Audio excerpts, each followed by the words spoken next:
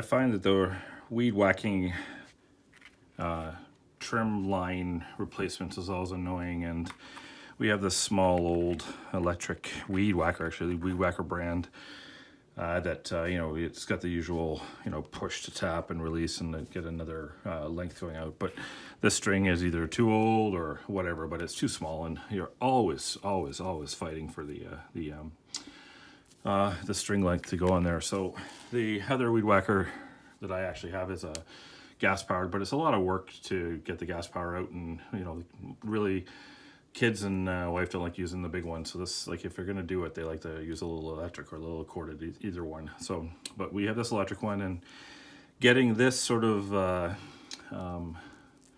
gauge of weed whacking plastic wire wrapped is too springy. It just springs out and doesn't work very well. So I've kind of settled on this as the solution for it. So essentially what I do is I just push the interior part in there, get the top piece off there, and you can see right here that what I've done is I've just, on the spool itself, I've just gone through and basically locked it up through the spool. So you can, the spool's a bit of a pain to get out as well. It's an old beast, but basically it just comes, pop this thing out if I can.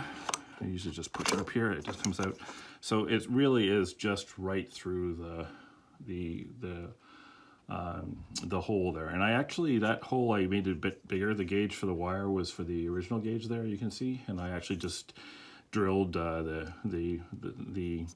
hole just a little bigger so I can get this better cord wire on there. And then what I do is basically just, I'm gonna put this down so I can move with both hands, but it essentially just locks in place like that. And I have it up here just a little bit, but it doesn't really matter that much.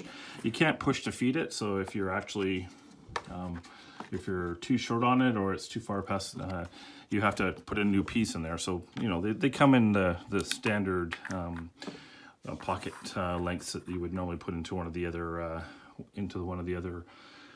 weed whackers, the larger gauge ones, more commercial ones. But this really is end up being quite simple. You just put this beast back on here, get our cover back on top of this thing, and then we just reattach this essentially. And that's how I've made it. So this thing actually will now last 20 minutes, half an hour. You know, if you start going up against brick or cement or whatever, you're gonna chew it up. But if you're just doing light grass weeding or trimming or whatever, this thing's great, and especially on the electric. So, and that's it. That's basically, you know, the much more reliable, don't change the weed whacker string much quicker. Now, there's obviously, this is a very inexpensive weed whacker, so the most normal ones have a bolt that you can move this whole unit on. This one's all one piece.